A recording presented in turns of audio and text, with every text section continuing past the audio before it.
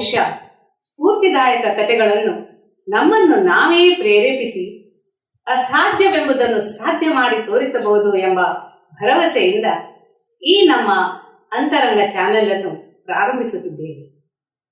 ಆತ್ಮೀಯ ಬಂಧುಗಳೇ, ಇಂದು ನಮ್ಮ ಜೊತೆ ಹಿರಿಯ ಸಾಹಿತಿ, ಮಕ್ಕಳ ಬರಹಗಾರ್ತಿ, ಕಥೆಗಾರ್ತಿ ಹಾಗೂ ಸಾಹಿತ್ಯ ಕ್ಷೇತ್ರದಲ್ಲಿ ಒಂದಷ್ಟು ಸಾಧನೆಯನ್ನು ಮಾಡಿದ ಹಿರಿಯರಿಗೂ ಸ್ಫೂರ್ತಿದಾಯಕವಾಗಿರುವ ಮೂಲತಃ ಕಾಸರಗೋಡಿನ ಕೊಳಚಪ್ಪು ಊರಿನ ಶ್ರೀಮತಿ ಸತ್ಯವತಿ ಎಸ್ ಭಟ್ ಕೊಳಚಪ್ಪು ಇವರು ನಮ್ಮೊಂದಿಗಿದ್ದಾರೆ.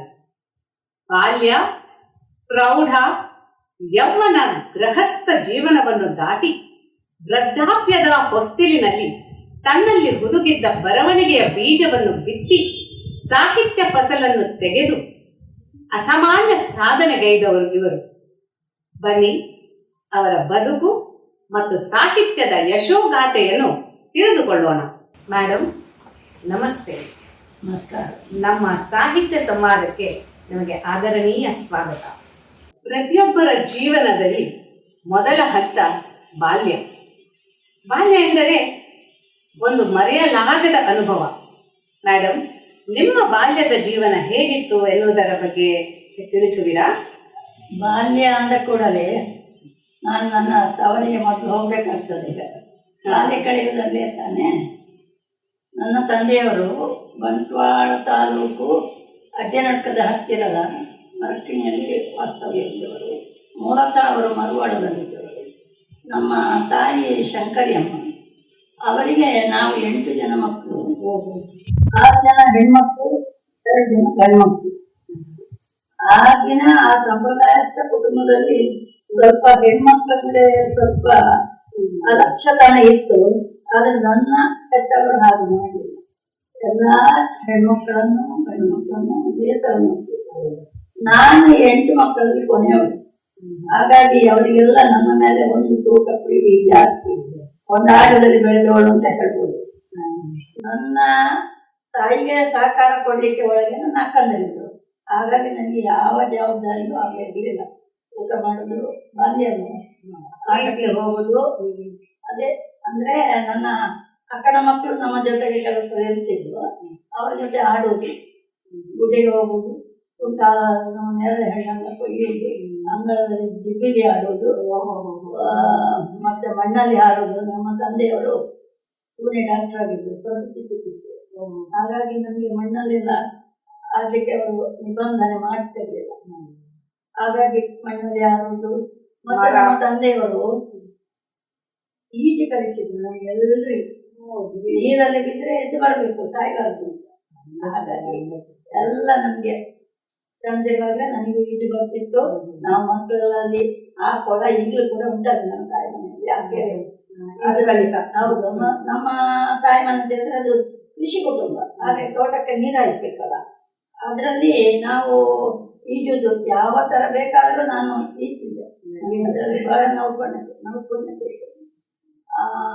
ಎಲ್ಲರೂ ಒಟ್ಟಿಗೆ ಹಾರುವುದು, ಕೆಳಗೆ ಮುಳುಗುವುದು, ಕಲ್ಲೆತ್ತಿಕೊಂಡು ಬರುದು, ಈ ರೀತಿ ಬಾಲ್ಯದ ಆಟವನ್ನು, ಹುಡುಗಾಟ, ತುಂಟಾಟ ಏನಿದೆ ಅದನ್ನೆಲ್ಲ ನಾನು ಖಂಡಿತವಾಗಿ ಅನುಭವಿಸಿದ್ದೆ.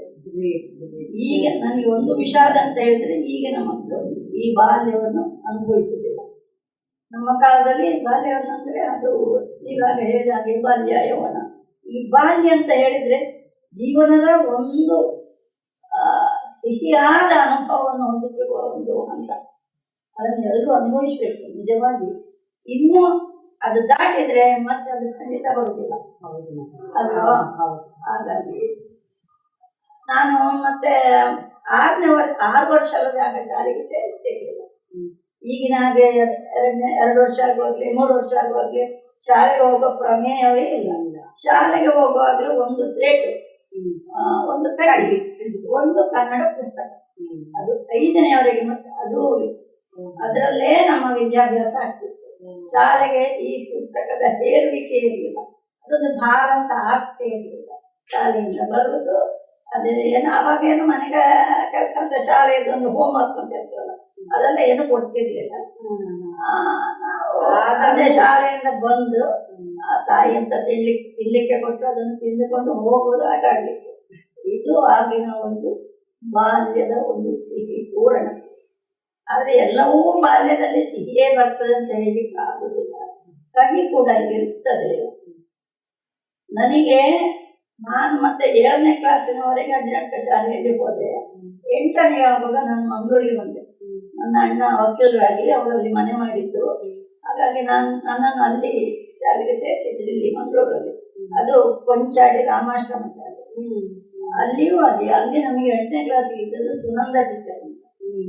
ಅವರು ಅವರಿಗೆ ಮಕ್ಕಳಂದ್ರೆ ಭಾರಿ ಪ್ರೀತಿ, ಮಕ್ಕಳಿಗೆ ಅವರಂದ್ರೆ ಭಾರಿ ಪ್ರೀತಿ. ನಮ್ಮೊಳಗೆ ಒಂದು ಸಾಮಾನ್ಯವಾದ ಅನೂಹ್ಯ ಸಂಬಂಧ ಇತ್ತು. ಹಾಗಾಗಿ ಅವ್ರ ಹತ್ರ ನಮ್ಗೆ ಯಾವ ರೀತಿ ಮಾತಾಡ್ಲಿಕ್ಕೆ ಯಾವುದೊಂದು ಹೆದರಿಕೆಲ್ಲ. ಕೆಲವರಿಗೆಲ್ಲ ಟೀಚರ್ಸ್ ಹೆದರಿಕೆ ಎಲ್ಲ ಮಾಡಿಕೊಳ್ತಾರೆ. ಆಗಿಲ್ಲ. ನಮ್ಮದು ಇದು ಅಂತೂ ಶಾಲೆಯ ವಾರ್ಷಿಕೋತ್ಸವ. ಅವರು ಒಂದು ನಾಟಕ, ನಾವೆಲ್ಲ ನೀವು ಹುಡುಗಿಯರು ಮಾತ್ರ ಸಾಕು ನಿಮ್ಮನ್ನು ಆರಿಸಿಕೊಂಡಿದ್ದೇನೆ, ನಾವೆಲ್ಲ ಸೇರಿ ನಾಟಕ ಮಾಡುವ ಅಂತ ಅವರು ನಮ್ಮನ್ನು ಹುಡುಗರಿಲ್ಲದ್ರಲ್ಲಿ ಅದರಲ್ಲಿ ಭಕ್ತ ಪ್ರಹ್ಲಾದ ಅಂತ ಅದು. ಅದರಲ್ಲಿ ನಾನು ಸ್ವಲ್ಪ ಕಷ್ಟವಾಗಿದ್ದೆ. ನನಗೆ ಎಷ್ಟನೇ ಕಷ್ಟ.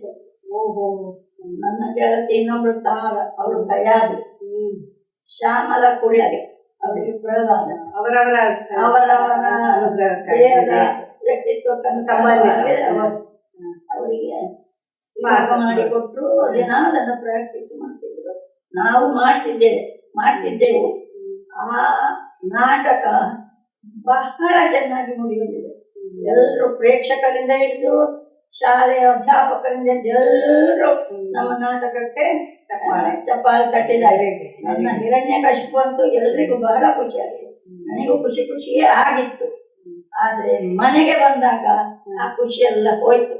ಯಾಕೆಂದ್ರೆ ನಮ್ಮ ಅಜ್ಜಿಯವರಿದ್ರಾಗ ತಾಯಿಯಾಗಿ ಮಡಿವಂತರು, ಸಂಪ್ರದಾಯಸ್ಥರು, ಅವರಿಗೆ ನಾನು ವೇಷ ಹಾಕಿದ್ದು ಕಂಡು ಅವರಿಗೆ ಸ್ವಲ್ಪ ಸಿಟ್ಟು ಬಂತು. ಎಂತ ಹುಡುಗಿಯರೆಲ್ಲ ವೇಷ ಹಾಕೋದು, ಹಾಗೆಲ್ಲ ವೇಷ ಹಾಕಬಾರ್ದು ಹುಡುಗಿಯರು, ಇದು ಹಾಕಬೇಡ, ಹಾಕಿದ್ದಾಯ್ತು. ಇದರ ಮುಂದಿನ ನಾಟಕ ಅಥವಾ ಯಾವ ಕಾಲೂ ನಾನು ಸೇರಿಕೊಳ್ತಿದ್ದೆ. ನಾನು ಅಲ್ಲಿಗೆ ನಾಟಕದ ಆ ಬಯಕೆ, ಆ ಸಂತೋಷ ಅಲ್ಲಿಗೆ ಸ್ಟಾಪ್. ಮತ್ತೆ ನನ್ನ ಅಕ್ಕನ ಮಕ್ಕಳು ನನ್ನ ಜೊತೆಯಲ್ಲಿ ಅವರು, ನಾನು ಹುಡುಗಕ್ಕಿಂತ ಮೊದಲೇ ನನ್ನ ಅಕ್ಕನಿಗೆ ಮದುವೆ ಆಗಿದೆ.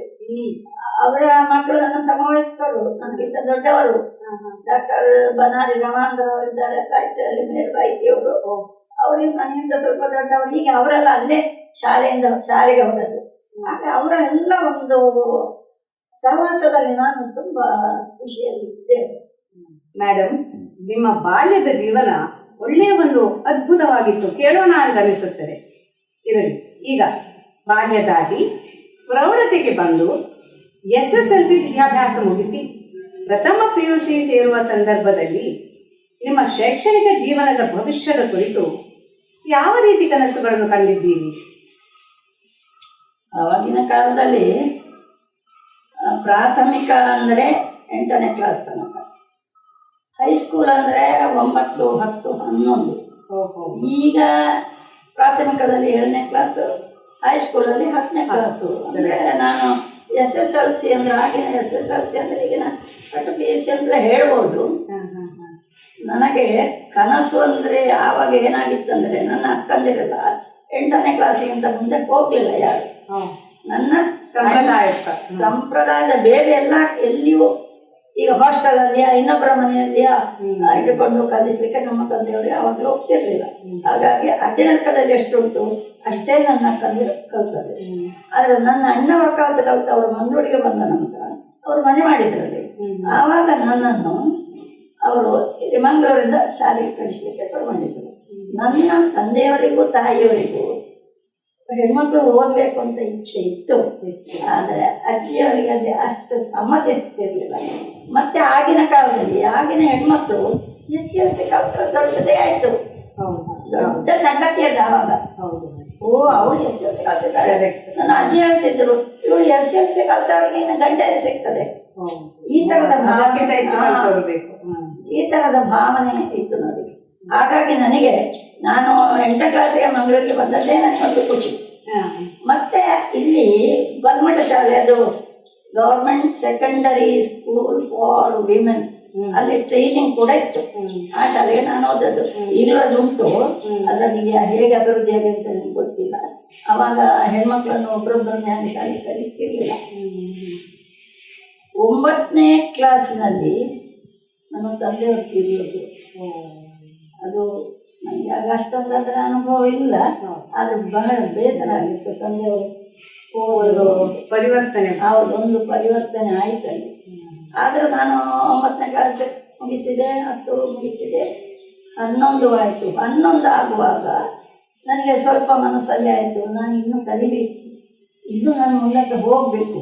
ಅಂದರೆ ನಾನು ಕ್ಲಾಸಲ್ಲಿ ಹೆಚ್ಚಿಗೆ ಎಲ್ಲ ಪಾಠಗಳಲ್ಲಿ ಮುಂದಿದ್ದೆ. ನನಗೆ ಕಲಿಯುವ ಒಂದು ಆಸಕ್ತಿಯು ಇತ್ತಲ್ಲ. ಭಾಷಣ, ಅದರಲ್ಲಿ ಕನ್ನಡ ಅಂದರೆ ನನಗೆ ಬಹಳ ಪ್ರೀತಿ. ನಾನು ದೊಡ್ಡ ಕನ್ನಡ ಅಭಿಮಾನಿ. ಈಗ ಕೂಡ ಹಾಗೆ, ನಾನು ಕನ್ನಡ ಅಭಿಮಾನಿ. ಆವಾಗ ನಮಗೆ ಟೀಚರ್ ಇದ್ದರು, ಪಾರ್ವತಿ ಟೀಚರ್ ಅಂತ. ಅವರು ಬಹಳ ಚಂದದಲ್ಲಿ, ನಿಷ್ಠೆಯಲ್ಲಿ, ಶಿಸ್ತುಬದ್ಧವಾಗಿ ಅವರು ನಮಗೆ ಕನ್ನಡ ಕಲಿತಿದ್ರು. ಹಾಗಾಗಿ ನಾನು ಮಾತಾಡೋ ಉಚ್ಚಾರ, ಭಾಷೆ ಎಲ್ಲವೂ ಸರಿಯಾಗಿದೆ ಅಂತ ನನಗೆ ಅನಿಸ್ತದೆ.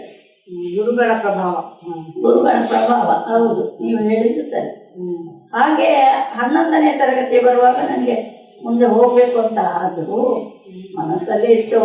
ಬನಾರಿಯವರು ಡಾಕ್ಟರ್ ಆಗಿದ್ರು, ನನ್ನಣ್ಣ ವಕೀಲರಾಗಿದ್ರು. ಅವರ ಹಾಗೆ ನಾನು ಕಲಿಬೇಕು ಅಂತ ಮೂಲೆಯಲ್ಲಿ ಒಂದು ಆಸೆ ಇದ್ರು, ಅದು ಫಲಿಸಲಿಕ್ಕಿಲ್ಲ ಅಂತ ನನಗೆ ಸರಿಯಾಗಿ ಗೊತ್ತಿತ್ತು. ಅಂದ್ರೆ ನನ್ನ ಈಗ ತಂದೆಯವರು ಇಲ್ಲ, ಕಳಿಸ್ಲಿಕ್ಕೆ ಅಂತ ನನ್ನ ಮನಸ್ಸಲ್ಲಿ ಇತ್ತು.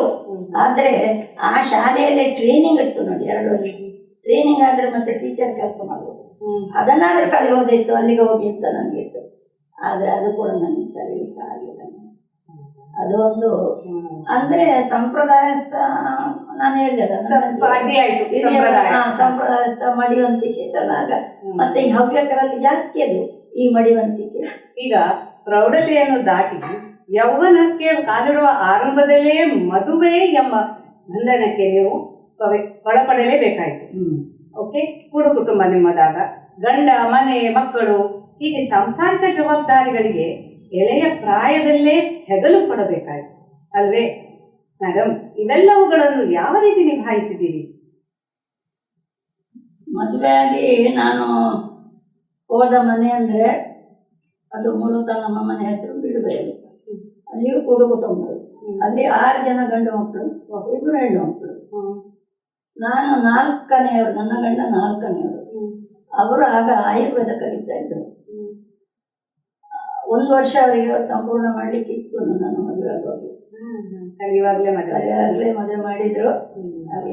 ನಾನು ಹೇಳಿದ್ರು, ನಮ್ಮ ತಾಯಿ ಮನೆಗೆ ನನ್ನನ್ನು ಮದುವೆ ಮಾಡಿಕೊಳ್ಳಿಕ್ಕೆ ಅವಸರ ಇತ್ತು.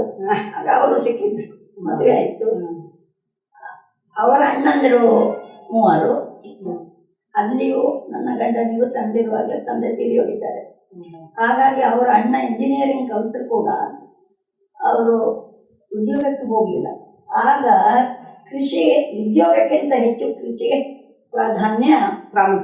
ಪ್ರಾಮುಖ್ಯತೆ ಇತ್ತು ಆ ಕಾಲದಲ್ಲಿ. ಹಾಗಾಗಿ ಅವರು ಕೂಡ ಮನೆ ವಾರ್ತೆಲ್ಲ ನೋಡಿಕೊಂಡು ಕೃಷಿಯ ಹೊರಗಿನ ವ್ಯವಹಾರ ನೋಡ್ಲಿಕ್ಕೆ ಒಬ್ರು ಗಂಡಸರ್ಬೇಕಲ್ಲ, ಅವರು ಮನೇಲಿ ನಿಂತಿದ್ರು. ಹಾಗೆ ನನಗೆ 3 ಭಾವಂದಿರು, 2 ಮೈದನಂದಿರು. ಅಕ್ಕಂದಿರಿಂದ ಅವರಿಗೆಲ್ಲ ಮದುವೆ ಆಗಿದೆ. ನಮ್ಮ ಅತ್ತೆಯವರು ಕೂಡ ಸಾತ್ವಿಕ ಸ್ವಭಾವದವರು. ಅವರಿಗೆ ಗಂಡು ಮಕ್ಕಳು ಸೊಸೆಯಂದರು ಅಂತ ಭೇದ ಭಾವ ಇರಲಿಲ್ಲ. ಎಲ್ಲರನ್ನು ಸಮಾನವಾಗಿ ಅವರು ನೋಡಿಕೊಳ್ತಿದ್ರು. ನಮ್ಮ ಸೊಸೆಯಂದರ ಒಂದು ಮನೋಭಾವವನ್ನು ಕೂಡ ಅವರು ಅರ್ಥೈಸಿಕೊಳ್ತಿದ್ರು. ನನಗೆ ಈಗಲೂ ಕೂಡ ಎಲ್ಲವರು ಆಗಿನ ಕಾಲದಲ್ಲಿ ಅತ್ತೆ ಸೊಸೆ ಅಂದ್ರೆ ಹಾವು ಮುಗುಸಿ ಅಂತ ಹೇಳೋ ಥರದಲ್ಲಿ ಮಾತಾಡ್ತಿದ್ರು. ಆದರೆ ನನ್ನ ಅತ್ತೆಯವರು ನಾನು ಯಾವತ್ತೂ ಹಾಗೆ ಕಾಣಲೂ ಇಲ್ಲ, ಅವರು ಮಾಡಲೂ ಇಲ್ಲ. ಹಾಗಾಗಿ ಅವರ ಒಂದು ಆದರ್ಶ ನನ್ನ ಮೇಲೆ ಪ್ರಭಾವ ಬೀರಲಿಕ್ಕೂ ಸಾಕು. ನಾನು ಆಗ ಹೇಳಿದ ಹಾಗೆ ಉದ್ಯೋಗಕ್ಕಿಂತ ಮುಖ್ಯ ಆಗ ಕೃಷಿ. ಹಾಗಾಗಿ ನಾವಲ್ಲಿ ನಮ್ಮ ಸಂಸಾರ ಅಲ್ಲಿಂದ ಪ್ರಾರಂಭ ಆಯಿತು. ಆವಾಗ ನನ್ನ ದೊಡ್ಡ ಮಗ ಹುಟ್ಟಿದ್ದ. ನನಗೆ 61, 62ರಲ್ಲಿ 60, 61ರಲ್ಲಿ ನನ್ನ SLC ಮುಗಿಯಿತು. 62ರಲ್ಲಿ ಮದುವೆ ಆಯಿತು. 63ರಲ್ಲಿ ನನ್ನ ದೊಡ್ಡ ಮಗ ಹುಟ್ಟಿದ್ದ. ಸಣ್ಣವನು ಅವಾಗ, 1 ವರ್ಷವೂ ಆಗ್ಲಿಲ್ವ ಏನೋ. ನಾವಲ್ಲೇ ನಮ್ಮ ಸಂಸಾರ ಪ್ರಾರಂಭಿಸಿದೆವು. ನನಗೆ ಈ ಹೊರಗಿನ ವ್ಯವಹಾರ, ಈ ಪ್ರಪಂಚ ಜ್ಞಾನ ಸ್ವಲ್ಪ ಇರಲಿಲ್ಲ. ನಾನು ಆವಾಗ ಹೇಳಿದಾಗೆ ಕೊಂಡಾಟದಲ್ಲಿ ಬೆಳೆದವಳು. ಎಲ್ಲ ಮತ್ತೆ ನಾನು ಜವಾಬ್ದಾರಿ ಅಂದ್ರೆ ಅಂದ್ರೆ ಆಗ ಕೆಲಸಕ್ಕೆ ನುರಿತ ಕೆಲಸಗಾರರಿದ್ರು, ಬೇಕಾದಷ್ಟು ಕೆಲಸಗಾರರು ಸಿಕ್ತಿದ್ರು, ಈಗಿನಾಗಲ್ಲ. ಅವರೆಲ್ಲ ತೋಟದ ಕೃಷಿಯನ್ನು ಹೀಗೆ ಮಾಡಬೇಕು, ಇಂಚ ಮಾಡ್ಕೊಡಣ್ಣೇರೆ ಅಂಚ ಮಾಡ್ಕೊಡಣ್ಣೇರೆ ಅಂತ ಅವರು ಹೇಳ್ಕೊಟ್ಟು, ಇವರಿಗೂ ಕೂಡ ತಂದೆ ಬೇಗ ತೀರಿಯೋದ್ರಿಂದ ಅದು ಕೂಡ ಹೆಚ್ಚು ಅದರ ಜ್ಞಾನ ಇರಲಿಲ್ಲ. ಅವರೆಲ್ಲ ಇದ್ದು ನಮಗೆ ಇದಾಯ್ತು. ನಾವೊಂದು ವ್ಯವಸ್ಥೆಯಲ್ಲಿ ಇದ್ದೇವೆ. ಹಾಗೆ ಆದ್ರೆ ಕೊಳಚಪ್ಪಿನಲ್ಲೇ 52 ವರ್ಷ ನಾವು ದಾಂಪತ್ಯ ಜೀವನ ಮಾಡಿದ್ದೇವೆ. Great great.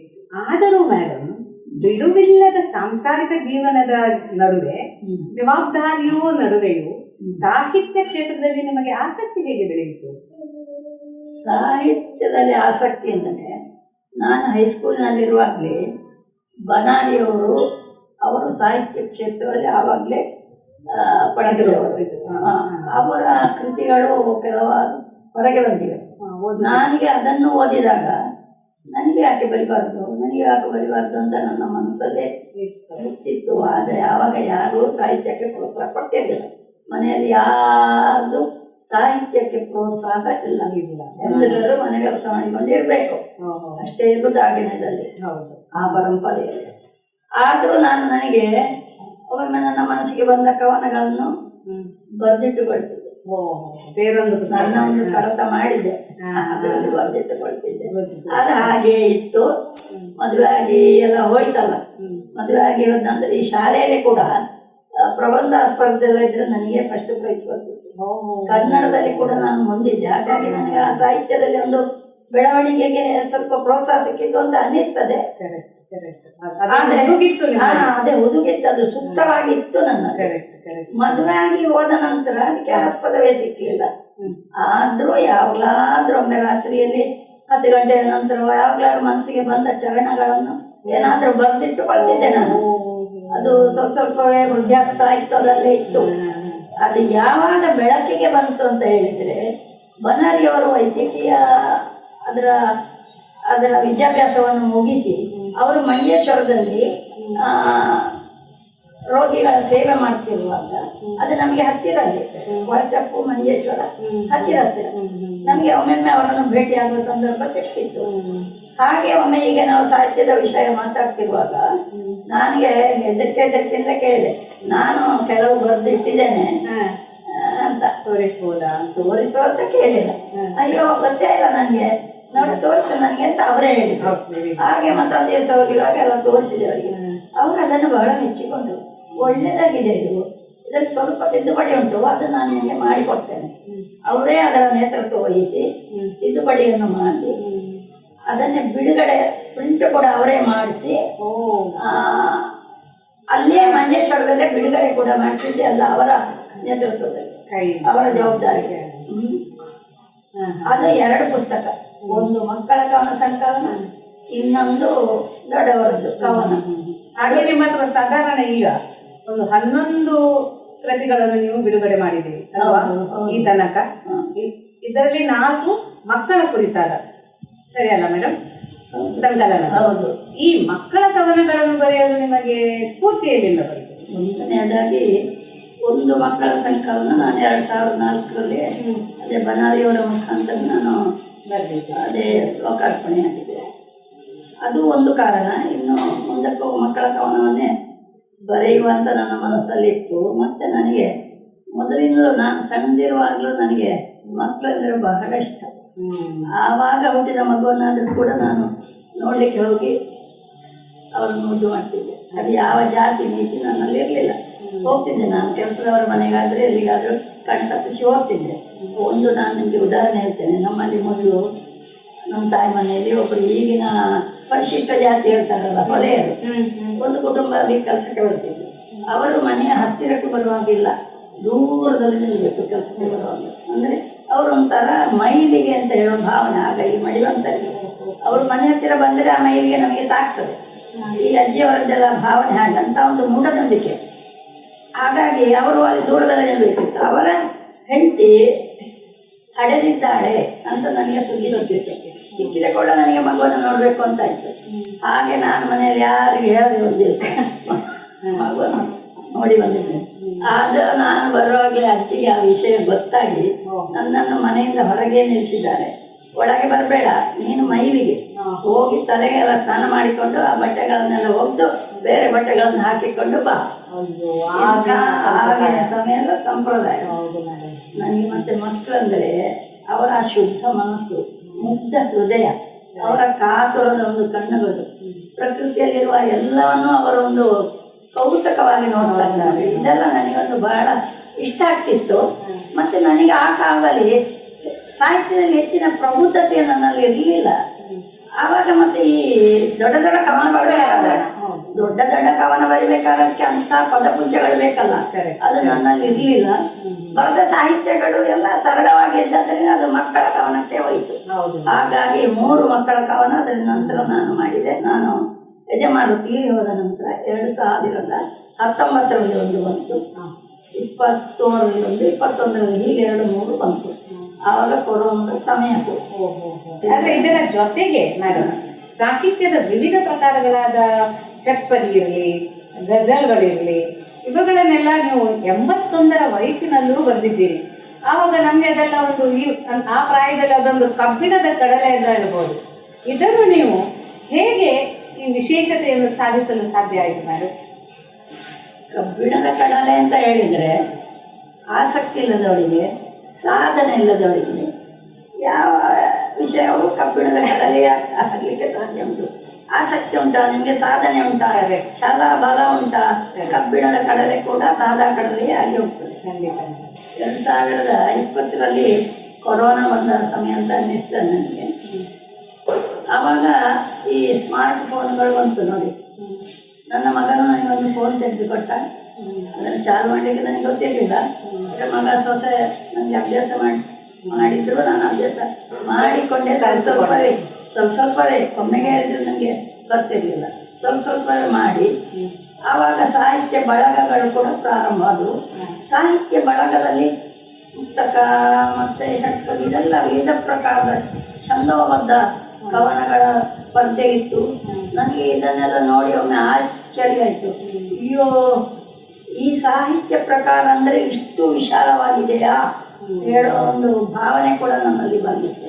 ಇದೆಲ್ಲ ನನಗೆ ಬರುವಂಥದ್ದು ಅಲ್ಲವಾ ಅಂತ ಮನಸ್ಸಲ್ಲಿ ಒಮ್ಮೆ ಮಾಡಿಕೊಂಡು, ಯಾಕೆ ನಾನು ಬರೆಯುವುದು, ಇವರೆಲ್ಲ ಬರೀತಾರಂತ, ನನಗೆ ಯಾಕೆ ಬರೀಲಿಕ್ಕೆ ಬರುವುದಿಲ್ಲ ಮಾಡಿ ಸ್ವಲ್ಪ ಮುಕ್ತಕವನ್ನು ಸ್ವಲ್ಪ ಮೊದಲು ಇಟ್ಟಿಕೊಂಡೆ.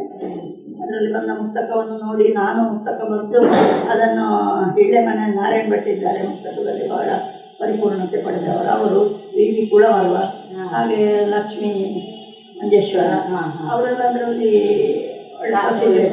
ಹೆಸರು ಪಡೆದ. ಅವರ ಹತ್ರ ಅದನ್ನು ಕೇಳಿ ಮಾಡಿ ತಿದ್ದಿ ಸ್ವಲ್ಪ ಮುಕ್ತಕ ಬರೆದಿಟ್ಟೆ.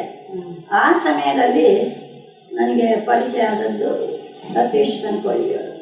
ಒಂದು ಸಾಹಿತ್ಯ ಕಾರ್ಯಕ್ರಮದಲ್ಲಿ ಅವರ ಪರಿಚಯ ಸ್ನೇಹಕ್ಕೆ ತಿರುಗಿ ಅದು ಮತ್ತೆ ನಮ್ಮೊಳಗೊಂದು ಹೃದಯ ಸಂಬಂಧ ಬೆಸೆದು ಬಂದು ಒಂದು ತಾಯಿ ಮಗನ ಸ್ಥಾನದಲ್ಲಿ ನಮ್ಮನ್ನು ನಿಲ್ಲಿಸಿ. ಹಾಗಾಗಿ ಅವರ ಒಂದು ವಿಷಯ ಹೇಳಿದ್ದೇನೆ, ಅವರು ಎಲ್ಲ ಪ್ರಕಾರಗಳಲ್ಲಿ ಪಳಗಿದವರು. ಸಾಹಿತ್ಯದ ಎಲ್ಲ ಪ್ರಕಾರ ಹೆಚ್ಚಿನ ಎಲ್ಲ ಅಗಾಧ. ಅದನ್ನು ಮತ್ತೆ ಎಲ್ರಿಗೂ ಎಲ್ಲರೂ ಸರ್ವಜ್ಞ ಯಾರಿಲ್ಲ ಅದರಲ್ಲಿ. ಅವ್ರಿಗೆ ಹೆಚ್ಚಿನ ಪ್ರಕಾರ ಅದರಲ್ಲಿ ಗೊತ್ತಿತ್ತು. ಹಾಗೆ ಅವರು ಹೇಳಿದರು ನನ್ನ ಹತ್ರ, ಅಮ್ಮ ನೀವು ಹೆದರಬೇಡಿ, ನೀವು ಮುಕ್ತಕಾಲ ಬರೆದಿದ್ದೀರಲ್ಲ ಒಮ್ಮೆ ನನಗೆ ತೋರಿಸಿದೆ ಅವರಿಗೆ. ಅವರೆಲ್ಲ ಓದಿ ಕೆಲವೆಲ್ಲ ತಿದ್ದುಪಡಿ ಮಾಡಿದ್ರು. ಅದು ಸಾಧಾರಣ 1000ಕ್ಕಿಂತ ಮೇಲೆ ಇತ್ತು ಮುಕ್ತಕಗಳು. ಅದನ್ನೆಲ್ಲ ಅವರ ಬಹಳ ತಾಳ್ಮೆಯಿಂದ ನೋಡಿ ತಿದ್ದಿ ಮಾಡಿ ಅವರು ನನಗೆ ಹೇಳಿದರು, ನಾವು ಇದನ್ನೊಂದು ಪುಸ್ತಕ ಮಾಡಿದ್ರೇನು. ಅವರೇ ಪ್ರೇರೇಪಣೆ ಕೊಟ್ಟರು, ಅವರೇ ಮುಂದೆ ನಿಂತು ಅದೇ ಮುಕ್ತಕ ಅದು ಕೆಲಸ ಮುಂದೆ ಹೋಗ್ಬೇಕಾದ್ರೆ ಯಾರಾದ್ರೂ ಒಂದು ಸಹಾಯ ಅಥವಾ ಪ್ರೇರಣೆ ಅಂದ್ರೆ ಅವರು ಸಹಾಯ ಮಾತ್ರ ಅಲ್ಲ, ಅವರು ಸಾಹಿತ್ಯದಲ್ಲಿ ನನ್ನ ಬೆನ್ನೆಲುಬಾಗಿ ನಿಂತರು. ಅದು ಅಥವಾ ನನ್ನ ಬಲಕೈಯಾಗಿ ನಿಂತರು ಅಂತ ಹೇಳಿದ್ರು ಹಾಗೆಯಲ್ಲ. ತುಂಬಾ ಮುಂದೆ ಇದು ಯಾವುದು ಗಜಲ್ ಕೂಡ ಬರೀತಿದ್ದೆ ನಾನು. ಈ ಬರಹ ನೋಡಿ ಬರೀತಿದ್ದೆ. ಅದು ಕೆಲವಾರು ಬರೆದದ್ದಿತ್ತು, ಅದನ್ನು ತೋರಿಸಿದೆ. ಅವರು ಅದನ್ನು ಸ್ವಲ್ಪ ತಿದ್ದಿಕೊಟ್ಟು ಇನ್ನೂ ಸ್ವಲ್ಪ ಬರೀರಿ ಅಮ್ಮ, ಇದನ್ನೊಂದು ಪುಸ್ತಕ ಮಾಡುವ ಹೇಳಿದ್ರು. ಅದೇ ನನಗೊಂದು ದೊಡ್ಡ ಪ್ರೋತ್ಸಾಹ ಆಯಿತು ನೋಡಿ. ಹಾಗೆ ಗಜಲ್ ಬಂತು. ಗಜಲ್ನ ನಂತರ ಒಂದು ಕವನ ಸಂಕಲನ ಆಯಿತು. ಅದಕ್ಕೂ ಅದೇ ಅವರ ಪ್ರೋತ್ಸಾಹದಿಂದ ಎಲ್ಲ, ಅವರ ಪ್ರೋತ್ಸಾಹವು ಅವರು ನನಗೆ ನನಗೂ ಉತ್ಸಾಹ ಉಂಟು. ಉತ್ಸಾಹ ಇದ್ರೆ ಒಬ್ಬರು ಪ್ರೋತ್ಸಾಹ ಕೊಡೋದಿದ್ರೆ ಈ ಹೆಣ್ಮಕ್ಕಳಿಗೆ ಹಾಗೆ ಸಾಧ್ಯ ಆಗೋದಿಲ್ಲ ಮೇಡಮ್. ಗಂಡ ಮಕ್ಕಳಿಗೆ ಒಬ್ರು ಈಗ ಮತ್ತೆ ಈ ಪ್ರಾಯದಲ್ಲಿ ನನಗೆ ಒಬ್ರು ಸಹಾಯಕ್ಕೆ ಬೇಕೇ ಬೇಕು, ಇಲ್ಲಂದ್ರೆ ಆಗುದಿಲ್ಲ. ಬರೆಯುವುದು ನಾವಾದ್ರು ಅದನ್ನು ಮುಂದೆ ಕೊಂಡೋಗ್ಬೇಕಲ್ಲ ಅಂತವರು ಅವರು ನನಗೆ ನನ್ನ ಬರಹದ ಸಾರಥ್ಯವನ್ನು ಅವರು ವಹಿಸಿಕೊಂಡು ನನಗೆ ಅದರಲ್ಲಿ ಆಯಿತು. ಮತ್ತೆ ನೀವು ಷಟ್ಪದಿ ಕೇಳಿದ್ದೀರಿ. ಕಳೆದ ವರ್ಷ 2024 ನಾನು ಸಣ್ಣ ಮಗ ಸೌದಿಯದಲ್ಲಿದ್ದ, ಅವನಲ್ಲಿ ಒಮ್ಮೆ ಹೋಗಿದ್ದೆ. ಅಲ್ಲಿ 4 ತಿಂಗಳಿದ್ದೆ. ಅಲ್ಲಿ ಅವನು ನನಗೆ ಬೇಕಾದ ಬರೆಯಲಿಕ್ಕೆ ಬೇಕಾದ ಎಲ್ಲ ಸೌಕರ್ಯಗಳನ್ನು ಮಾಡಿಕೊಟ್ಟ. ಅಲ್ಲಿ ನಾನು ಷಟ್ಪದಿ, ಹೆಚ್ಚಿನ ಷಟ್ಪದಿಗಳು ನಾನು ಅಲ್ಲೇ ಬರೆದದ್ದು. ಅದನ್ನು ಬರೆದು ಇವರಿಗೆ ಕಳಿಸ್ತಿದ್ದೆ. ಅದು ಅವರು ನೋಡಿದ್ರೆ ನಾನು ಮುಂದೆ ಹೋಗ್ತೇನೆ. ಲತೀಶ್ ರವರಿಗೆ ಅಲ್ಲಿ ಹೆಚ್ಚಿಂದು ನಾನು ಬರೆದೆ. ಮತ್ತು ಅಲ್ಲಿಂದ ಬಂದಾಗ ಕೂಡ ಅದನ್ನು ಎಲ್ಲ ಅವರು ನೋಡಿದ್ರು. ಪುನಃ ಸ್ವಲ್ಪ ಅದಕ್ಕೆ ಸೇರಿಸಿ ಅಮ್ಮ ಸ್ವಲ್ಪ ಹೆಚ್ಚು ಮಾಡುವ ಅಂತ ಹೇಳಿ ಸಾಧಾರಣ 100ಕ್ಕೆ ಹತ್ತಿರ ಷಟ್ಪದಿಯನ್ನು ನಾನು ಅದೆಲ್ಲ ಪುಸ್ತಕದಲ್ಲಿ ಹಾಗಾಗಿ ಈಗ ನಾನೊಂದು ಹೇಳ್ತೇನೆ. ಈ ಸಂದೋಬದ್ಧವಾಗಿ ಬರೀಲಿಕ್ಕೆ ನನಗೆ 2ನೇ ಗುರುಗಳು ಲತೀಶ್ ಅಂಕೋಳಿಗೆಯವರು. ಪ್ರಾಥಮಿಕದಲ್ಲಿ ನನ್ನ ಬರಹಕ್ಕೆ ಗುರುಗಳಾಗಿದ್ದವರು ಬನಾರಿಯವರು. ಹಾಗಾಗಿ ಇಬ್ಬರನ್ನು ನಾನು ಈ ಸಮಯದಲ್ಲಿ ಅವರನ್ನು ನೆನೆಸಲೇಬೇಕು. ಮೇಡಮ್, ಇದರೊಟ್ಟಿಗೆ ನೀವು ಓರ್ವ ಕಥೆಗಾತಿಯಾಗಿಯೂ ಒಂದು ಉತ್ತಮ ಛಾಪವನ್ನು ಪಡಿಮೂಡಿಸಿರುವಿರಿ. ನಿಮ್ಮ ಕಥೆ ಪುಸ್ತಕ ಹೆಜ್ಜೆಗಳ ಹೆಗ್ಗುರುತು, ಸರಿಯಲ್ಲ? ಇದನ್ನು ಇದರ ಕಥಾ ಸಂಕಲನದ ಕೌಟುಂಬಿಕ ಕಥಾ ಹಂತರವಾಗಿ ಓದುಗರಿಂದ ಬಹಳ ಉತ್ತಮ ಪ್ರತಿಕ್ರಿಯೆ ಪಡೆದಿದೆ. ನಾನು ಕೂಡ ಓದಿದ್ದೇನೆ. ಅದನ್ನು ಬಹಳ ಇಷ್ಟವಾಗುತ್ತದೆ. ಇಂಥ ಕಥೆ ಹಣೆಯುವ ಚಾಕಚಕ್ಯತೆ ನಿಮಗೆ ಹೇಗೆ ಲಭಿಸಿತು? ನೋಡಿ ಮೇಡಮ್, ನನಗೆ ಸಂಜೆರುವಾಗಲೇ ಕತೆ ಓದೋದು ಅಂದರೆ ಬಹಳ ಇಷ್ಟ. ಆವಾಗ ಕಾದಂಬರಿ ಕೂಡ ಓದಿ ಮುಗಿಸ್ತಿದ್ದೆ. ಈಗ ಕಾದಂಬರಿ ಎಷ್ಟು ಓದಲಿಕ್ಕಾಗೋದಿಲ್ಲ. ನನ್ನ ದೊಡ್ಡ ಮಗನ ಹೆರಿಗೆ ಸಮಯದಲ್ಲಿ ನಾನು ಮಂಗಳೂರು ಲೋಹ ಆಸ್ಪತ್ರೆಯಲ್ಲಿ 8 ದಿವಸ ಇದ್ದೆ. ಆವಾಗ ತ್ರಿವೇಣಿಯವರ ಎಲ್ಲ ಕಾದಂಬರಿಗಳನ್ನು ಓದಿ ಮುಗಿಸಿದ್ದೇನೆ. ನಿಮಗೆ ಇಷ್ಟ ಬಂದದ್ದು ಯಾವುದು ಕಾದಂಬರಿಯಲ್ಲಿ ತ್ರಿವೇಣಿಯವರದ್ದೇ ನನಗೆ ಮೊದಲಾಗಿ ಇಷ್ಟ ಬಂತು. ಮತ್ತೆ ಹೆಚ್ಚಿನ ಕಾದಂಬರಿ ತರಲಿಕ್ಕೆ ಮಾಡಲಿಕ್ಕೆ ಆಗ ಅವಕಾಶವೂ ಇರಲಿಲ್ಲ. ಮತ್ತೆ ಹೆರಿಗೆ ಆಗಿ ಅದಕ್ಕೆ ಮತ್ತೆ ಅದರದ್ದೇ ಆಯ್ತಲ್ಲ, ಮಗು ಇಂದು ಅದೆಲ್ಲ ಓದಲಿಕ್ಕೆ ಪುಸ್ತಕಾಗ್ತದೆ. ಆದರೆ ನನಗೆ ಇಷ್ಟ ಇತ್ತು. ಮತ್ತೆ ಈಗಾದರೂ ನನಗೆ ಕಥೆಗಳನ್ನು ಓದೋದು, ಸಣ್ಣ ಸಣ್ಣ ಕಥೆಗಳನ್ನು ಓದೋದು ಬಹಳ ಇಷ್ಟ. ಇದು ಕಥೆಯಲ್ಲಿ ಇವರು ಮುಂಚೂಣಿಯಲ್ಲಿದ್ದಾರೆ. ಯಾರಂದರೆ ಪ್ರಸನ್ನ ಚೆಕ್ಕೆಮಣಿ. ಅವರು 2-3 ಕಥೆ ಪುಸ್ತಕ, ಸಣ್ಣ ಸಣ್ಣ ಕಥೆಗಳ ಪುಸ್ತಕ ಮಾಡಿದ್ದಾರೆ. ಅವರ ಕಥೆಯನ್ನು ಓದಿದ್ದೇನೆ. ಮತ್ತು ಪಂಚಪ್ಪ ಗೋವಿಂದ ಭಟ್ರ ಕಥೆ ಪುಸ್ತಕ ಓದಿದ್ದೇನೆ. ಮತ್ತು ಸಂಧ್ಯಾ ರಂತಾಡಿ ಅಂತ ಅವರ ಕಥೆ ಪುಸ್ತಕವನ್ನೆಲ್ಲ ಓದಿದಾಗ ನನಗೂ ಯಾಕೆ ಕಥೆ ಬರೀಬಾರ್ದು, ನನಗೆ ಮನಸ್ಸಲ್ಲಿ ಹಾಗೆ ಆಯಿತು. ಅಂದರೆ ಇದರಲ್ಲಿ ಬಳಗರದಲ್ಲಿ ನ್ಯಾನೋ ಕಥೆ ಅಂದರೆ ಸಣ್ಣ ಸಣ್ಣ ಕಥೆಗಳನ್ನು ಬರೆದ ಅಭ್ಯಾಸ ಆಗಿತ್ತು. ಅದನ್ನೇ ಯಾಕೆ ಸ್ವಲ್ಪ ದೊಡ್ಡ ಮಾಡಬಾರ್ದು, ವಿಷಯ ಅದನ್ನೇ ಇಟ್ಟುಕೊಂಡು ಹಿಂದೆ ಮುಂದೆ ಸೇರಿಸ್ಬೋದಲ್ಲ ಅಂತ ನಾನು ಕಥೆಗೆ ಪ್ರಯತ್ನ ಮಾಡಿದೆ. ನಾನು ಆ ಪ್ರಯತ್ನ ಮಾಡಿದ ಕಥೆಗಳನ್ನು, ಬರೆದ ಕಥೆಗಳನ್ನು ಸಂಕೋಳಿಗೆಯವರಿಗೂ ತೋರಿಸ್ತಿದ್ದೆ ಮೊದಲಾಗಿ. ಮತ್ತೆ ಇವರಿಗೆ, ನನ್ನ ಅಕ್ಕನ ಮಗಳಿದ್ದಾಳೆ ನವೀನವರ್ತ ಅಂತ, ಅವಳಿಗೂ ಕಳಿಸಿದೆ. ನನ್ನ ಸಾಹಿತ್ಯ ಗೆಳತಿಯರಿದ್ದಾರೆ ಪ್ರಮೀಳ ಮತ್ತು ಇನ್ನೊಬ್ರು, ಅವರಿಗೂ ಕಳಿಸಿದೆ. ಅವರೆಲ್ಲ ಮೆಚ್ಚುಗೆ ಸೂಚಿಸಿದ್ರು. ಒಳ್ಳೆದಾಗಿದೆ ಬರೀರಿ ಅಂತ ಹೇಳಿದ್ರು. ಹಾಗೆ ನನ್ನನ್ನು ಹೊಡೆದೊಂಬಿಸಿದ್ರು. ಬಲ್ಲವನಿಗೆ ಗಾಳಿ ಹಾಕಿದಾಗ ಹೇಳ್ತಾರೆ. ಆಗ ಅದು ಹೆಜ್ಜೆಗಳ ಗುರುತು ಎಲ್ಲ ಕಥೆ ಎಲ್ಲ ಸಂಕಲನ 40 ಕಥೆ ಬರೆದಿದ್ದೆ. ಅದರಲ್ಲಿ 22 ಕಥೆಗಳನ್ನ ಆರಿಸಿಕೊಂಡು ಹೆಜ್ಜೆಗಳ ಹೆಗ್ಗುರುತು ಮಾಡಿದ್ದೇನೆ. ಇನ್ನೀಗ 18 ಕಥೆಗೆ ಇನ್ನೂ ನಾನು 3-4 ಸೇರಿಸಿ ಇನ್ನೊಂದು ಕಥಾ ಸಂಕಲನ ತರಬೇಕು ಅಂತ ಆಸೆ ಉಂಟು. ಬೇಗ ಆಸೆ ಮೂಡಿ ಆ ತಾಯಿಯ ಅನುಗ್ರಹ ಬೇಕು. ಖಂಡಿತ ಮೇಡಮ್, ಸಂಕೋಳಿಯವರ ಸಹಕಾರ. ಖಂಡಿತ. ನಿಮ್ಮ ಸಾಹಿತ್ಯ ಚಟುವಟಿಕೆಗಳಿಗೆ ಮಕ್ಕಳಿಂದ, ಬಂಧುಗಳಿಂದ ಯಾವ ಪ್ರೋತ್ಸಾಹ ದೊರೆಯಿತು ಮೇಡಮ್? ಬಂಧುಗಳಿಂದ ಅಂದರೆ, ನಾನು ಈಗ ಒಂದು ಸಾಹಿತ್ಯದಲ್ಲಿ ಗುರುತಿಸಲ್ಪಟ್ಟೆ ಅಂತ ಹೇಳುವಾಗ ಬಂಧುಗಳು ಎಲ್ಲರೂ ನನಗೆ ಪ್ರೋತ್ಸಾಹದ ನುಡಿಗಳನ್ನು ಕೊಟ್ಟಿದ್ದಾರೆ. ಬೇಕಾದಷ್ಟು ಹೊಗಳಿಕೆಯ ಮಾತುಗಳು ಬಂದಿವೆ. ಯಾಕೆಂದರೆ ನಮ್ಮ ನಾನು ಆವಾಗ ಹೇಳಿದಾಗೆ ನಮ್ಮ ಈ ಕುಟುಂಬದಲ್ಲಿ ಸಾಹಿತ್ಯದಲ್ಲಿ ಮೇಲೆ ಬಂದ ಹೆಣ್ಮಕ್ಳು ಯಾರು ಕಡಿಮೆ. ಕಡಿಮೆ ಅಂತಲೇ ಹೇಳ್ಬೇಕು.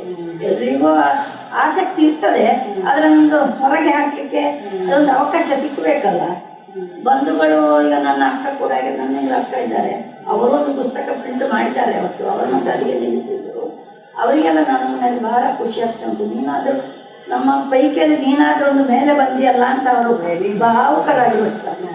ಹಾಗೆ ನನ್ನ ಬೇರೆ ಅಕ್ಕನ ಮಕ್ಕಳು ನನ್ನ ಮಕ್ಕಳು ಎಲ್ಲರೂ ಇದ್ದಾರೆ. ಎಲ್ಲರೂ ನೀವು ಗ್ರೇಟ್ ಗ್ರೇಟ್ ಅಂತ ನೀವೀಗ ಹೇಳಿದಾಗೆ ಎಲ್ಲರೂ ಗ್ರೇಟ್ ಗ್ರೇಟ್ ಅಂತ ಈ ಪ್ರಾಯದಲ್ಲಿ ನೀವು ಗ್ರೇಟ್ ಅಂತ ಎಲ್ಲರೂ ನನ್ನನ್ನು ಹೊಗಳಿಕೆ ಹಾಕ್ತಾರೆ.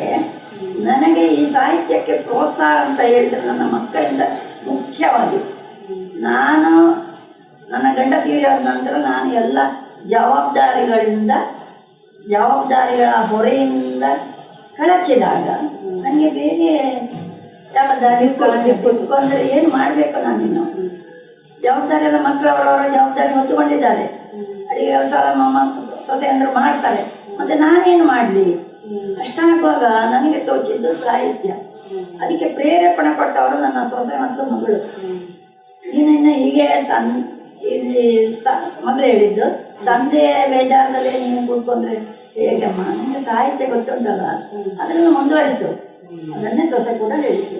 ಅದೇ ನನಗೆ ನನ್ನ ಸಾಹಿತ್ಯದಲ್ಲಿ ಒಂದು ಮುಂದೆ ಬರಲಿಕ್ಕೆ ಮೊದಲಿನ ಪ್ರೋತ್ಸಾಹ. ಅದಕ್ಕೆ ಸರಿಯಾಗಿ ಈಗ ಮಂಗಳೂರಿನಲ್ಲಿ ಮಗ ಎಲ್ಲ ನನಗೆ ಏರ್ಪಾಡು ಮಾಡಿಕೊಟ್ಟಿದ್ದಾನೆ. ನನಗಾಗಿ ಒಂದು ರೂಮ್ ಇದೆ, ಪುಸ್ತಕಗಳನ್ನು ಇಡಲು ಬೇಕಿದ್ರೆ ಅವನು ಕಾರ್ಪೆಂಟರ್ ಕೆಲಸ ಮಾಡ್ತಾ ಇದ್ದಾನೆ. ನನಗೆ 2-3 ಕವಾಟಗಳು ಅದು ಇದೆಲ್ಲ ಅವನು ಮಾಡಿಕೊಟ್ಟಿದ್ದಾನೆ. ನನ್ನ ಪ್ರಶಸ್ತಿಗಳನ್ನು ಕೂಡ ವ್ಯವಸ್ಥಿತವಾಗಿ ಇಡಲು ಅವನು ಏರ್ಪಾಡು ಮಾಡಿದ್ದಾನೆ. ಸಂಪೂರ್ಣವಾಗಿ ನಾನು ಸಾಹಿತ್ಯದಲ್ಲಿ ತೊಡಗಿಸಿಕೊಂಡದ್ದು 2013ರಲ್ಲಿ ನನ್ನ ಯಜಮಾನರು ಹಾರ್ಟ್ ಫೇಲ್ ಅಂತ ಇಟ್ಕೊಂಡೆ. ಸಾಧಾರಣ ಎಷ್ಟು ವರ್ಷ ನಿಮಗೆ? ಆಗ ನನಗೆ 68 ಇರಬೇಕು, 68 ಇರಬೇಕು. ಆವಾಗ ನೀವು ಸಾಹಿತ್ಯದಲ್ಲಿ ಸಂಪೂರ್ಣ ತೊಡಗಿಸಿಕೊಂಡೆ. ಅದು ಆ ತಂದೆಯವರು ತೀರ್ಕೊಂಡ ಕೂಡಲೇ ಒಂದು ವಿಷಯ ನಾನು ಇಲ್ಲಿ ಹೇಳಬೇಕು. ತಂದೆಯವರು ತೀರ್ಕೊಂಡ ಕೂಡಲೇ ನನ್ನ ದೊಡ್ಡ ಮಗ ಉನ್ನತ ಹುದ್ದೆಯಲ್ಲಿದ್ದ ಅಲ್ಲಿ ಸೌರ್ಯದಲ್ಲಿ. ಆದರೆ ಅಮ್ಮನಿಗೆ ಬೇಕಾಗಿ ಅಮ್ಮ ಒಂಟಿ ಆಗ್ತಾಳೆ ಹೇಳೋ ಒಂದು ಭಾವನೆಯಿಂದ ಅವ ಉನ್ನತ ಆ ಉದ್ಯೋಗವನ್ನು ತೊರೆದು ಅವನು ಮಂಗಳೂರಿಗೆ ಬಂದ. ಇದು ಒಂದು ದೊಡ್ಡ ನನ್ನ ಮಗನ ಪ್ರೀತಿ. ಅಲ್ಲಿಂದ ಕೊಳಚಕ್ಕದಿಂದ ನನಗೆ ಹೇಳೋ ಸ್ವಲ್ಪ ಭಾವಗಳಾಗಿ ಇಮೋಷನಲ್ ಆಗ್ತದೆ.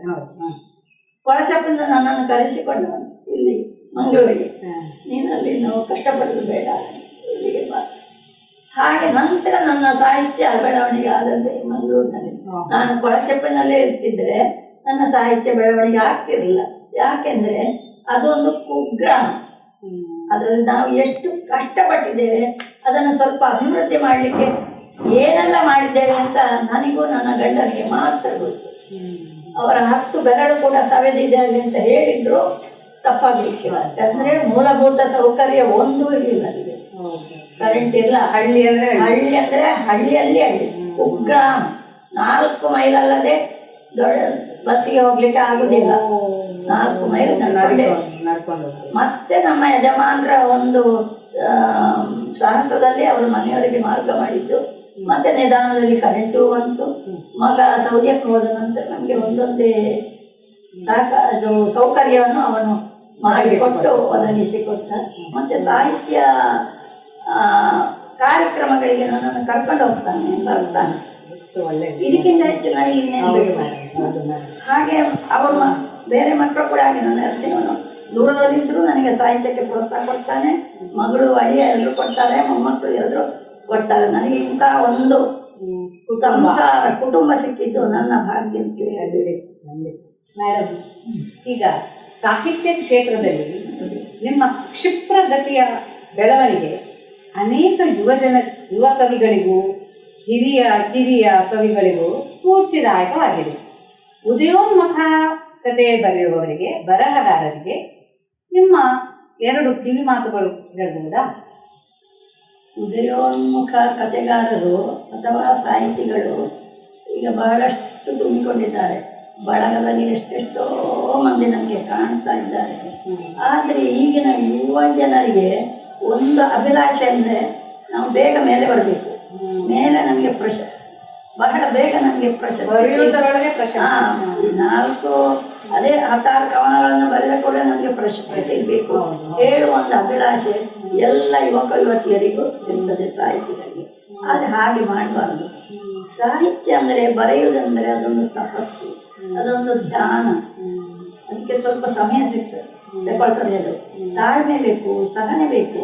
ಅದರಲ್ಲಿ ಆಸಕ್ತಿ, ಸಾಧನೆ, ಶ್ರಮ, ಛಲ, ಬಲ ಇದ್ರೆ ಮಾತ್ರ ಸಾಹಿತ್ಯ ನಮಗೆ ಸಹಾಯ ಕೂಡಿ ಹೌದು.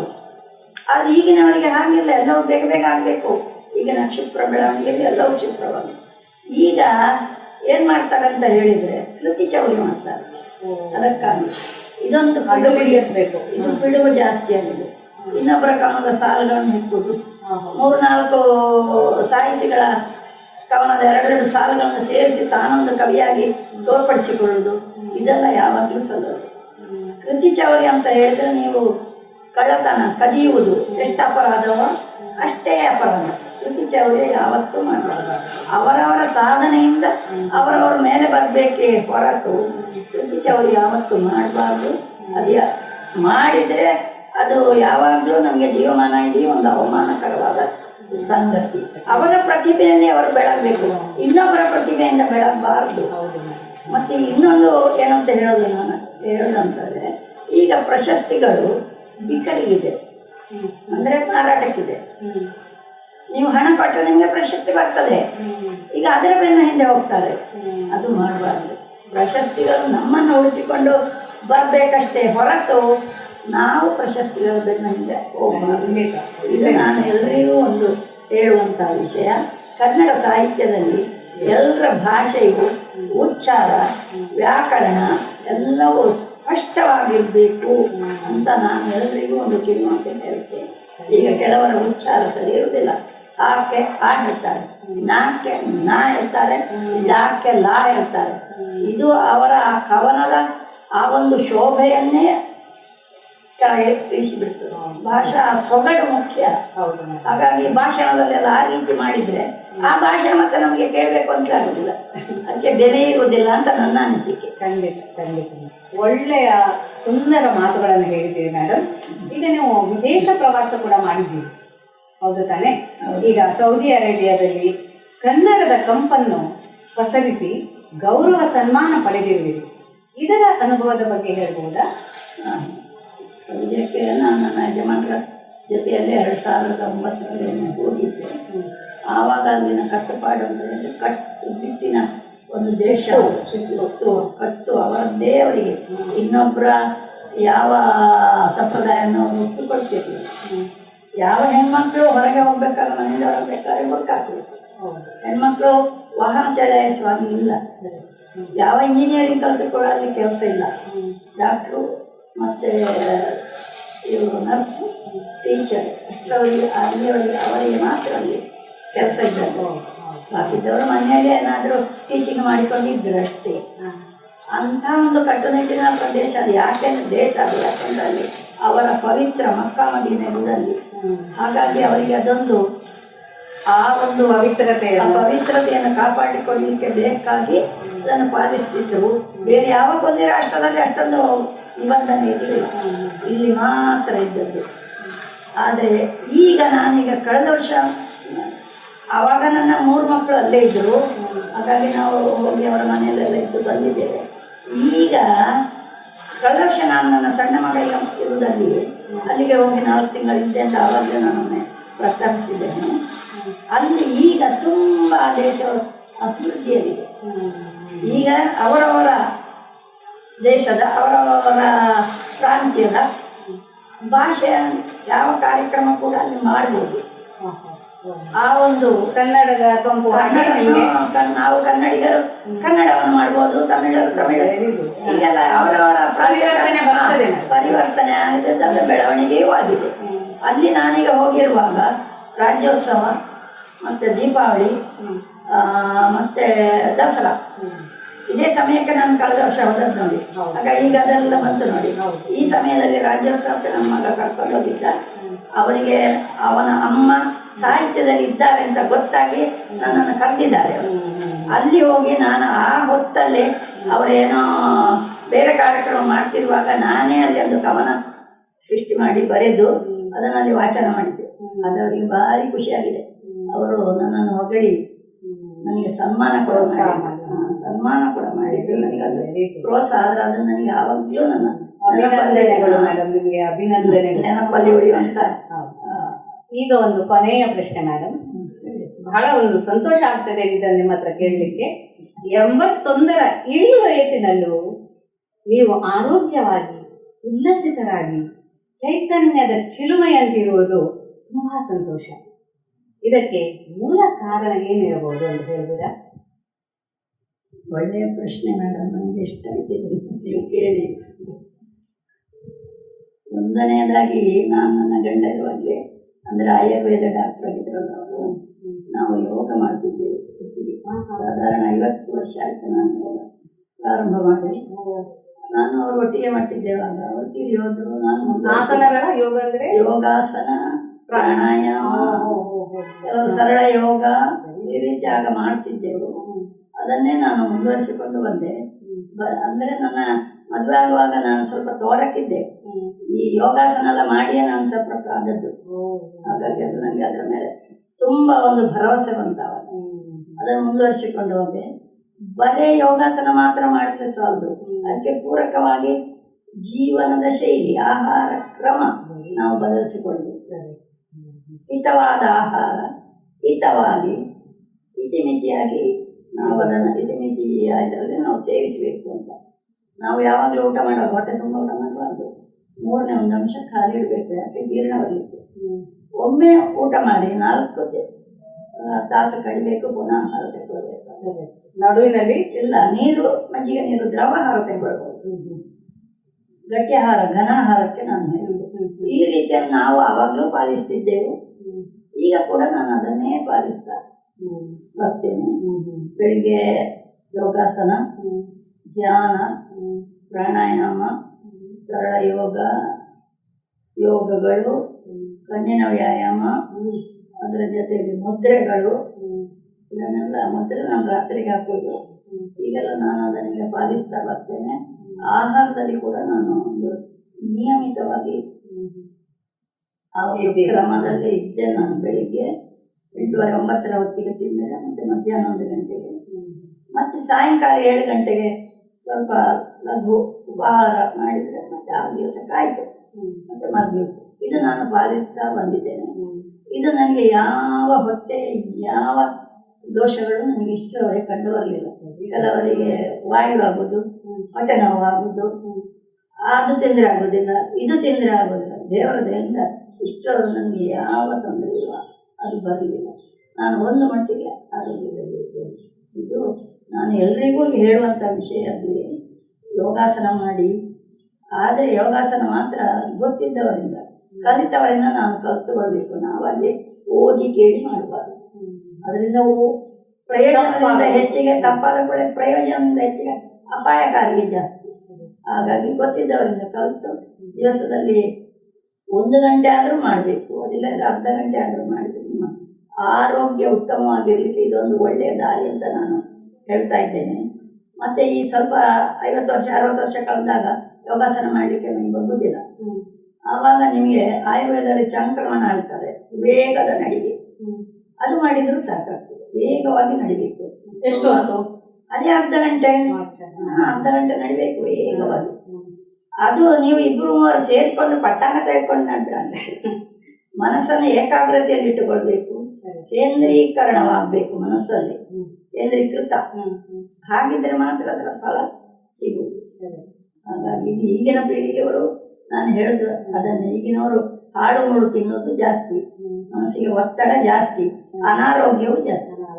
ಮೇಡಮ್, ಈಗ ಸಹ ವಾಕಿಂಗ್ ಏನಾದ್ರು ಇದೆಯಾ ನಿಮಗೆ? ವಾಕಿಂಗ್ ಅಂದ್ರೆ ನಾನು ಯೋಗಾಸನ ಮಾಡ್ತಾ ಇರ್ತೇನಲ್ಲ, ವಾರದಲ್ಲಿ 1-2 ದಿವಸ ಮನೆ ಅಂಗಳದಲ್ಲಿ ಒಂದು ವಾಕಿಂಗ್ ಮಾಡ್ತೇನೆ. ಅಂದ್ರೆ ನಮ್ಮ ಕಾಲುಗಳಿಗೆ ಸ್ವಲ್ಪ ರಕ್ತ ಪರಿಚಲನೆ ಎಲ್ಲ ಸರಿಯಾಗಿ ಆಗ್ಬೇಕಲ್ಲ.